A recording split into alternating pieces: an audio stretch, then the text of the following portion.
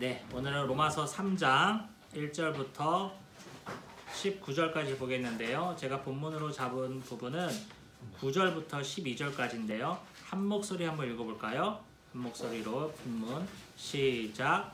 그러면 어떠하냐? 우리는 나으냐? 결코 아니라. 유대인이나 헬라인이나 다 죄 아래 있다고 우리가 이미 선언하였느니라. 기록된 바 의인은 없나니 하나도 없으며 깨닫는 자도 없고 하나님을 찾는 자도 없고 다 치우쳐 함께 무익하게 되고 선을 행하는 자는 없나니 하나도 없도다. 아멘. 네. 여러분, 우리가 지난 시간에 2장은 무슨 내용이었어요? 1장 하반절에는 이방인들이 다 이렇게 타락해서 뭐 우상숭배, 동성애도 언급하면서 쫙 죄를 열거하면서요. 이방인의 죄를 고발했고, 2장부터는 사도 바울이 그러면 유대인은 뭐 날 거 없다 그러면서 유대인이 율법이 있었지만 율법 때문에 그들 또한 망했다. 율법이 없는 이방인이 망한 것처럼 율법을 갖고 있는 유대인도 똑같이 망해서 하나님의 심판 아래 있다라고 사도 바울은 또 유대인의 죄를 계속 고발했죠. 그게 우리가 지난 시간까지 살펴본 내용이에요. 거기에 이어서 오늘 3장에서는 뭘 하냐면요. 그렇다고 해서 유대인이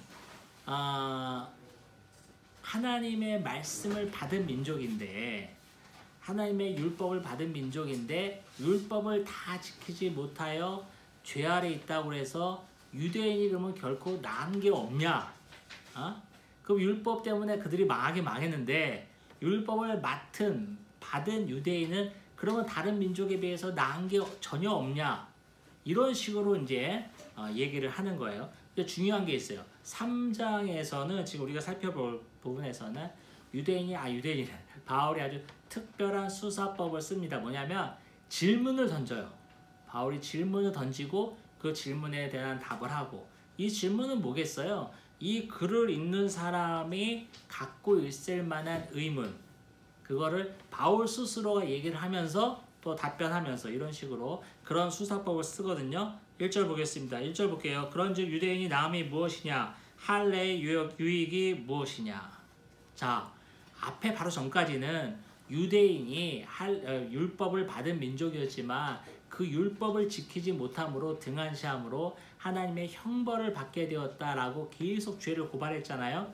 그렇다면 율법을 받은 유대인이 갖고 있는 유익은 없냐 이거예요. 그 하나님의 선민인데, 택한 백성인데 아무것도 없냐 이거, 나가리냐 이거예요. 그러면서 그 뒤에는 율법의 대표 상징이라 할 수 있는 할례를 얘기했어요. 그 앞장에서 우리가 뭐라고 했어요? 할례를 유대인처럼 나는 유대인이야 그러면서 난지 8일 만에 표피를 잘라내고 할례를 받았어. 이런 식으로 할례 받았던 것만 자부심을 갖고 있고, 삶은 할례 받은 자의 삶을 살지도 않으면서 그 할례가 무슨 의미가 있냐? 할례는 껍데기가 아니라 마음의 할지니 라고 했잖아요. 그래서 표면적 유대인이 아니요, 이면적 유대인이며, 표면적 할례가 껍데기 잘라낸 게 할례가 아니라 할례는 마음에 하라고 바울이 유대인을 엄청 신랄하게 고발했잖아요. 그러면 그 대표가 되는, 율법의 대표가 되는 게 할례인데, 유대인이 율법을 받은 사람이고 그 다음에 할례를 하는 백성인데 그들에게 나음이 있냐 이거예요. 아예 없냐 이거예요. 그러니까 뭐라고 그래요? 2절 보니까 아니 많다. 율법을 제대로 지키지 못했지만 율법을 맡은 자로서 범사에 많으니 우선은, 엄청 많은데 하나로 꼽을 수 있는 거는 우선은 그들이 하나님의 말씀을 맡았음이니라. 정확하게 번역하면 그들이 하나님의 말씀을 맡았습니다가 아니라 그들이 하나님의 말씀을 맡게 되었습니다. 수동형으로 쓰는 게 정확한 의미입니다. 그들이 뭐 주체적으로 우리가 율법 맡아야지 하면서 맡은 게 아니니까 하나님이 딱 주신 거니까요. 자, 맡게 되었습니다. 여러분, 율법을 맡게 되었다는 것은 상당한 의미가 있어요. 물론 유대인이 결과론적으로 실패했다고 바울은 고발하고 있지만 왜냐면요, 율법이 있는 자와 없는 자는 하늘과 땅 차이야. 율법이라는 것은 하나님이 율법을 통해서 이스라엘 백성에게 알게 해주고 싶었던 건 뭐냐면, 율법을 통해서 죄와 함께 잠시도 함께 있을 수 없는 하나님의 속성을 저들에게 알림으로 저들이 삶 가운데 죄를 멀리하고 하나님과 가까워지게끔 하려고 율법을 주셨는데, 그 율법이 결국에는 지키지 못함으로 형벌 아래 있게 됐지만요. 자, 그러면 죄를, 율법은요 뒤에 나와 있어요. 3장 뒤에 나와 있는데, 율법은 뭐냐면요, 하나님이 죄를 알려주기 위해서 주신 거예요. 그러니까 율법이 없는 자는 사실은 죄가 뭔지도 모르고 짓는 거야. 내가 하는 게 죄인지 아닌지 모르면서 그냥 막 사는 게 죄인이고, 그렇지만 유대인들은 율법이 있었지만 죄인 줄 알지만, 이러면 하나님이 싫어하는 걸 알지만, 내가 하나님을 대적하게 되는 걸 알지만 율법을 저지르면서 산 게 유대인이었죠. 하지만 율법을 알았다는 것은 그래도 상당한 의미가 있다는 거예요. 죄가 뭔지는 아니까. 하나님이 죄를 미워하신다는 것, 엄청 혐오하신다는 걸 안다는 건 의미가 있어요. 어느 목사님이 이런 비유를 했어요. 제가 그대로 사용하겠습니다. 율법은 참고서와 같다는 거예요. 좋은 참고서. 여러분, 조금 전에도 이제 우리 학교 다니는 애 얘기를 했는데, 학교에서 시험 잘 보고 성적을 오르기 위해서는 참고서가 중요합니다. 그런데요, 율법이 참고서야. 참고서를 가지고 있었다는 이유로 성적이 오르진 않아요. 참고서를 내가 샀다는 걸로 시험을 잘 볼 수 없어요.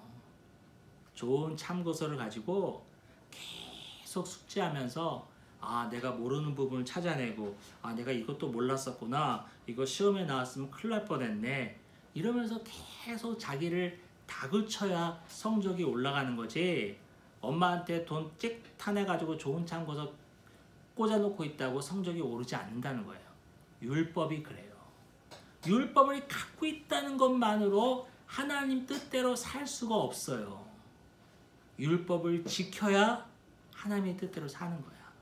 반대로 참고서가 없어도 여러분 공부 잘하는 친구도 있습니다. 저희 때만 해도 참고서 못 사는 친구들이 있었어요. 요새는 모르겠지만 참고서가 없어도 공부 좀 그래도 잘하는 사람이 있어요. 왜 잘하죠? 그들은 가장 기본적인 누구나 갖고 있는 교과서를 가지고도 열심히 했기 때문에 그래.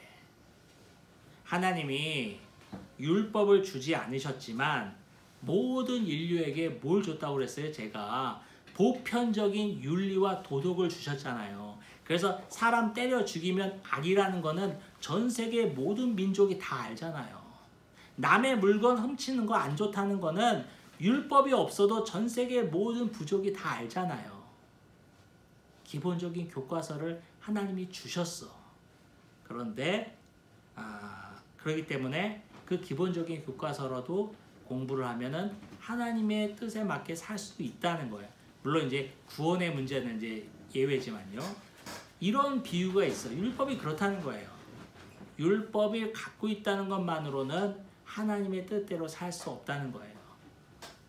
하지만 율법을 갖고 있다는 것만으로도, 맡았던 것만으로도 유대인들은 말할 수 없는 특권을 갖고 있는 것은 맞다. 사도 바울이 지금 얘기하고 있는 거예요. 유대인들한테 얘기하는 것 같아. 유대인, 야, 그러면 우리가 못 지켰다고 그래서 우리가 율법 맡은 게 그럼 말짱 꽝이냐? 이렇게 질문할까봐 사도 바울이 얘기하고 있는 거예요. 지금 3절부터 볼게요. 3절 보니까, 어떤 자들이 믿지 아니하였으면 어찌하리요? 그 믿지 아니함이 하나님의 미쁘심을 패하겠느냐? 이건 뭐냐면요, 모든 사람들이 하지 않고 일부 어떤 사람들이 믿지 않았어. 하나님을 믿지 않았다면, 하나님을 믿지 않았기 때문에 하나님의 미쁘심, 하나님의 신실하심이 패하겠느냐? 하나님의 신실하심에 치명적인 지장이 생기겠느냐, 이 말이에요. 이 말 좀 오늘 보면 좀 어려운 게 많아. 좀 해석할게요. 뭐냐면, 그래, 좋아요. 하나님의 유대인은 하나님의 자녀야. 유대인은 하나님의 자녀고 하나님의 백성이죠. 그런데 그 중에서도 하나님을 믿지 않고 하나님을 대적하고 등한시한 사람이 있었을까 없었을까? 엄청 많지. 그렇다고 해서 하나님의 신실하심이 하나님의 속성이 어긋나냔 말이에요. 그건 아니에요. 예를 들면은 이 비유는 꼭 맞지 않습니다. 꼭 맞지 않는데 제가 언뜻 생각한 게 이런 비유예요. 어느 부모가 있다 칩시다. 어느 부모가 있어요. 근데 그 부모가 행실이 너무 올바르고 진실되고 신실해. 그래서 사람들은 늘 그 부부를 칭찬을 해. 그래서 그 부부에는 자녀가 셋이 있어요. 자녀가 셋이 있는데 이게 또 막내가 또 개망난이네. 동네 다니면서 나쁜 짓 다 하고 다니고 막 그래. 자, 막내가 성실하지 못한 삶을 산다고 해서 그 신실한 부모가 그 신실함에 해함이 있냐 이거예요. 막내가 개망나니로 산다고 해서 그 부모가 신실하지 않다고 진실되지 않다고 얘기할 수 있냔 말이에요. 이거는 꼭 맞는 비유는 아니야. 근데 제가 언뜻 생각나서 얘기하는 거예요. 이런 뉘앙스라는 거 지금 아시겠죠? 그런 거예요. 자, 그래서 4절에 또 대답하잖아요. 이거 내가 뭐라고 그랬죠? 사도 바울이 질문을 하고 자기가 스스로 답하는 거예요. 이런 수사법이라는 거 인식하셔야 돼. 그러니까 4절이니까 아니다. 그럴 수 없다. 이거는 아주 강한 부정입니다. 엄청 강한 부정이에요.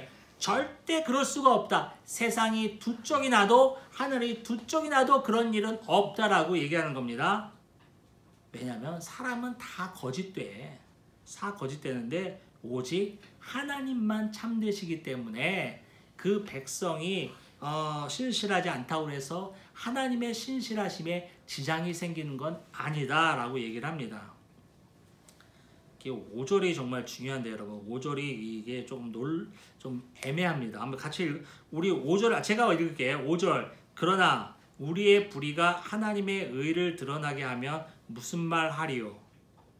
자 여러분 이 말은 뭐냐면요 좀 애매한데 자 우리의 불의가 우리가 의롭지 않고 죄악됨이 오히려 하나님의 의를 높이는 게 아니냐라고 말하는 사람도 있다는 거예요. 말도 안 되지. 근데 이런 말을 하는 거예요. 그러니까 상대적인 걸 하는 거지. 예를 들면은 뭐 이런 거예요. 소개팅 나갈 때 같이 나갈 때 우리가 흔히 나보다 좀 못생긴 친구 데리고 나가잖아. 왜 그래? 자기가 돋보이려고. 그렇지? 그러면 이런 거예요. 우리가 불의하니까 하나님이 오히려 더 의가 충만해지는 게 아니냐, 드높아지는 게 아니냐, 이런 게 아니냐라고 말하는 거야 지금. 이게 말이 됩니까? 말도 안 되지. 왜냐면 여러분 이게 비교급으로 하는 건데요. 우리가 불의할수록 하나님의 의가 더 드러나는 게 아니냐.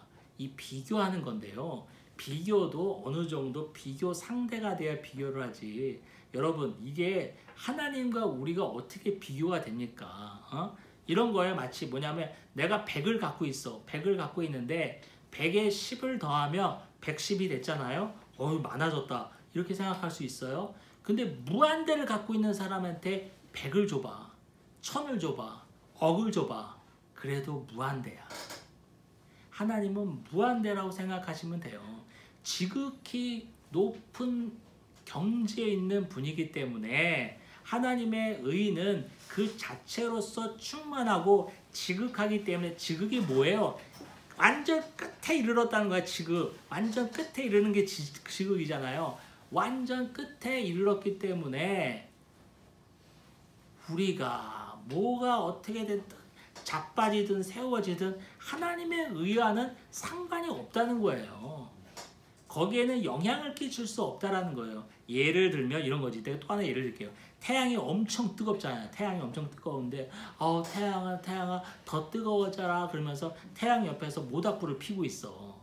그래서 옆에서 야 모닥불 갖고 태양이 뜨거워지겠냐? 그러면서 막 포스코 용광로를 떼고 있어.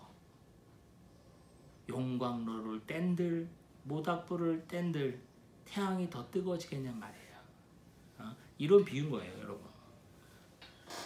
그러니까 6절에 또 대답하잖아. 6절에 대답하자. 6절 5절 끝에 볼게요. 그러면 하나님의 의를 드높이기 위해서 우리가 불의하다면 진노를 내리시는 하나님이 불의하시냐 이렇게 얘기할 수 있죠. 왜냐하면 이 사람들의 지금 사람이 말하는 대로 말하는 이런 말은 뭐예요? 괄호쳐 있잖아요. 여러분 성경에 괄호돼 있나요? 내가 사람의 말하는 대로 말하는 이런 뭐냐면 너희들이 그렇게 너희들이 흔히 하는 말로 말하자면 이런 뜻이에요. 그러면 잘 봐봐요. 내가 불의할수록 하나님의 의가 높아진다면 내가 죄를 지어서 불의한 것을 하나님이 어떻게 심판하겠냐 이거예요. 하나님을 의롭게 하기 위해서 내가 불의해졌는데 어떻게 하나님이 나를 심판하겠냐 이거예요. 이런 생각을 한다는 거예요, 사람들이. 그런데 뭐라 그래? 6절에 결코 그렇지 않다. 말도 안 된다는 소리예요. 하늘이 두 쪽이 나도 그렇지 않다는 거예요. 만일 그러하면 하나님께서 어찌 세상을 심판할 수 있겠냔 말이에요. 니들이 생각하는 것처럼 왜냐하면 사람들은 다 상대적으로 보게 돼 있어요. 제가 몇 번 얘기했지만 우리는요 절대적인 것을 본 적이 없어요. 그렇기 때문에 절대자 그러면 상상만 있는 거야. 뭐 영원 그러면 상상만 있는 거야. 무한 그러면 상상만 있는 거예요. 왜냐면 우리가 세상을 살아가면서 죽을 때까지 절대적인 것, 영원한 것, 무한한 것은 한 번도 보지 못하고 죽어요. 그렇기 때문에 우리는 늘 비교를 하거든. 상대적으로 보거든. 그러니까 사람들의 발상이 이렇게 나가는 거예요. 우리가 불의할수록 하나님의 의가 충만해진다면 우리가 불의했다고 해서 어떻게 하나님이 우리를 심판할 수 있어? 그거는 모순된 거 아니야? 꼴에 논리적으로 접근한다고 이렇게 떠든다는 거야. 니들 말하는 식으로 말하자면 이렇게 말하지 않냐라고 사도 바울이 얘기하는 거예요. 결코 그렇지 않다는 거예요. 왜냐하면 만일 하나님이 그렇게 상대적인 분이라면 하나님이 어찌 세상의 심판주가 되시겠냐 이거예요. 그렇죠. 그러면서 7절에 볼게요. 나의 거짓말로 하나님의 참되심이 더 풍성하여 그의 영광이 되었다면 어찌 내가 죄인처럼 심판을 받으려. 같은 내용입니다. 내가 거짓되고 내가 죄악됨으로 통해서 하나님의 참되심, 하나님의 선, 하나님의 신실하심이 더 풍성하게 되었다면 어떻게 내가 심판을 받을 수 있겠냐는 거예요. 하나님을 더 드높였는데. 여러분 이게 말이 됩니까? 우리가 죄악을 저지르면 하나님이 더 영광스러워지는 거예요? 아니잖아요. 근데 이 사람들은 이렇게 생각한다는 거예요. 또 8절도 마찬가지예요. 선을 이루기 위하여 악을 행하자 하지 않겠느냐. 그렇지. 하나님을 높이기 위해서 우리가 악을 행하자 이렇게 얘기 나온다는 거예요. 그런데 이런 말 하는 사람들은 마지막에 나와 있죠. 정죄받는 것이 마땅하다. 그러니까 이런 식으로 논리적으로 접근하는 세력이 로마 교회에 있었나 봐요. 말도 안 되는 거죠. 9절이 중요합니다. 9절을 우리가 한 목소리로 읽겠습니다. 우리 같이 본문에 있었는데 9절 시작. 그러면 어떠하냐? 우리는 나으냐? 결코 아니라 유대인이나 헬라인이나 다 죄 아래 있다고 우리가 이미 선언하였느니라. 아멘. 자, 유대인이고 헬라인이고 다 죄가 있다고 말하기 전에 사도 바울이 첫머리에 뭐라고 말하냐면 아까 1절에서는 뭐였어요? 유대인들도 율법을 받았기 때문에 다른 민족에 비해서 나은 게 있다. 범사에 좋은 게 있다라고 말했잖아요. 범사에 좋은 게 많다라고 말했잖아요. 그렇지만 그렇다고 해서 또 다시 돌아옵니다. 우리는 어떠하냐? 율법을 맡았다고 하는 우리는 어떠하냐? 우리는 나으냐? 결코 그렇지 않다. 유대인이나 헬라인이나 다 죄 아래 있다고 우리가 이미 선언하였다. 여기서 헬라인은 유대인을 제외한 모든 민족, 이방 민족을 뜻하는 것으로서 오늘 로마서에 계속 나오는 유대인이나 헬라인이나 이런 말은 관용적인 표현이라고 했죠. 모든 인류야. 유대인이나 헬라인이나 이런 말을 나오면 그래 모든 사람들을 말하는구나 생각하시면 됩니다. 모든 사람들은 뭐라고요? 다 죄 아래 있다고 우리가 선언했다 이겁니다. 사도 바울은 이 말을 하고 싶어서 지금 로마서 1장 18절부터 지금까지 이 논지를 펼쳐오고 있는 거예요. 그러면서 시편에 나와 있는 말을 인용합니다. 뭐를 인용하냐면요. 의인은 없나니 뭐라고요? 하나도 없으며 깨닫는 자도 없고 하나님을 찾는 자도 없다 라고 얘기합니다. 12절도 계속 얘기하고 있는, 고발하고 있네요. 다 치우쳐 함께 무익하게 되고 선을 행하는 자도 없나니 하나도 없도다. 사도 바울은 이 얘기를 하고 싶었어요. 이 얘기를 하고 싶어서 여태까지 얘기한 거예요. 유대인이나 헬라인이나 모두 다 죄 아래 있다. 한 사람도 외에 없이 의인은 하나도 없다. 그렇기 때문에 우리에게는 복음이 필요하다. 이 말을 하고 싶은 거예요. 제가 지난 시간에도 정리를 했는데요. 지금까지 내용을 정리하자면 사도 바울은 1장을 시작하면서 복음에 대해서 이야기했습니다. 복음은 어느 날 갑자기 하늘에 뚝 떨어진 게 아니라 성경에 그토록 예견되어 있는 거고, 그것은 바로 그리스도였다. 그리스도가 죽은 자 가운데서 부활하심으로 스스로 하나님이심을 증명했다. 복음은 그리스도다라고 복음을 정의했고요. 그러면서 17절부터 18절, 16, 17절에 와서는 이게 주제 선구였죠. 로마서 전체의 주제 선구. 그렇죠. 내가 복음을 부끄러워하지 아니하노니 이 복음은 모든 믿는 자에게 구원을 주시는 하나님의 능력이 됨이라.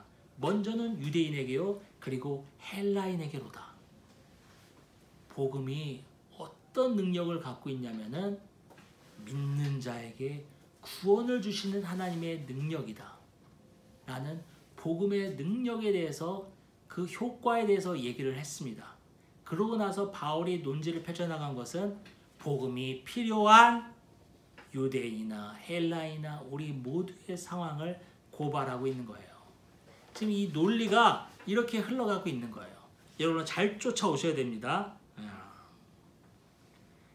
그러면서 뭐라고 그래요? 우리 18절 볼게요. 그들의 눈앞에 하나님을 두려워함이 없느니라 함과 같으니라. 유대인이나 헬라이나 우리 모든 인류의 상태를 정확하게 고발하는데, 그 고발의 죄목이 뭐냐면 하나님을 두려워하지 않는다.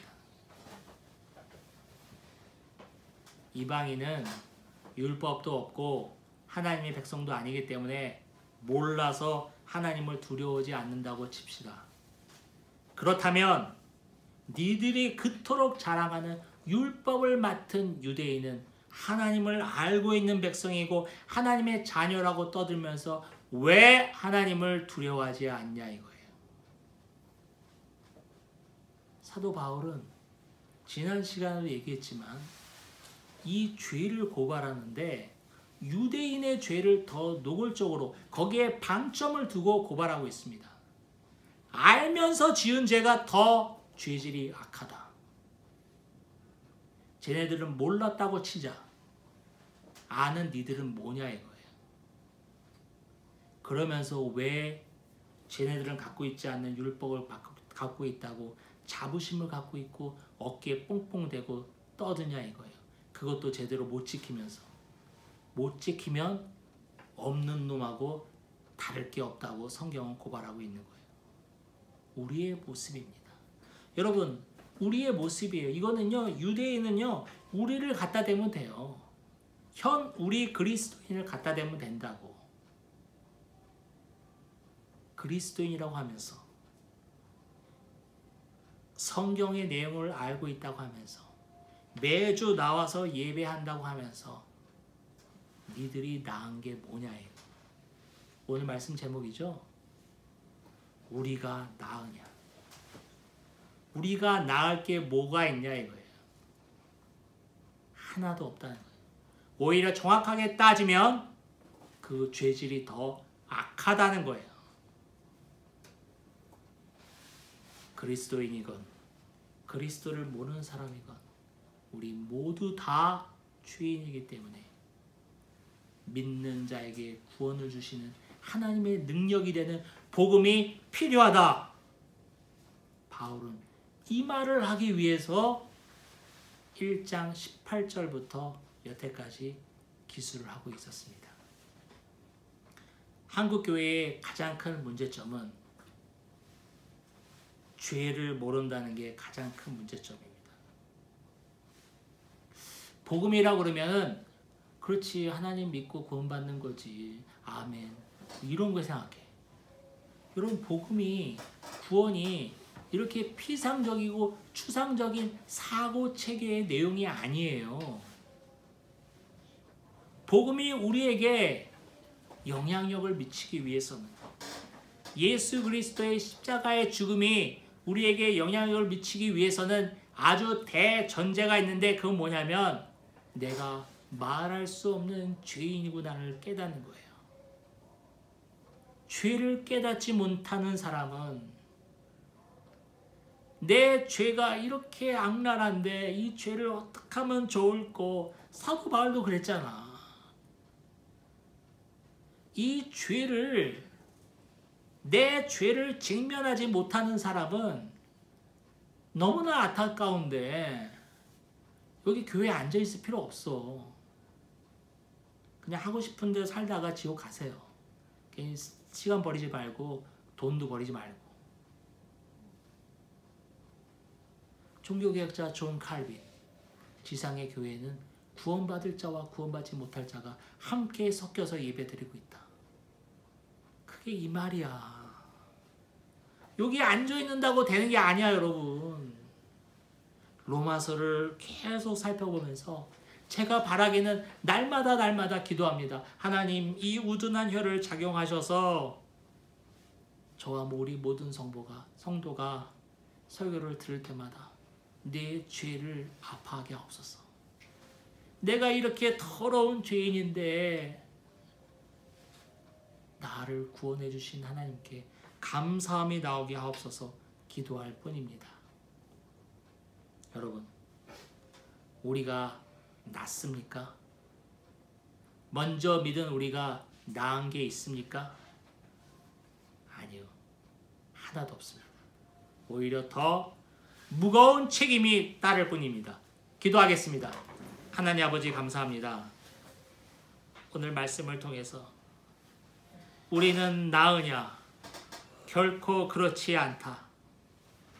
아버지 하나님, 먼저 믿은 우리가 나을 게 없음을 알게 해주셔서 감사합니다.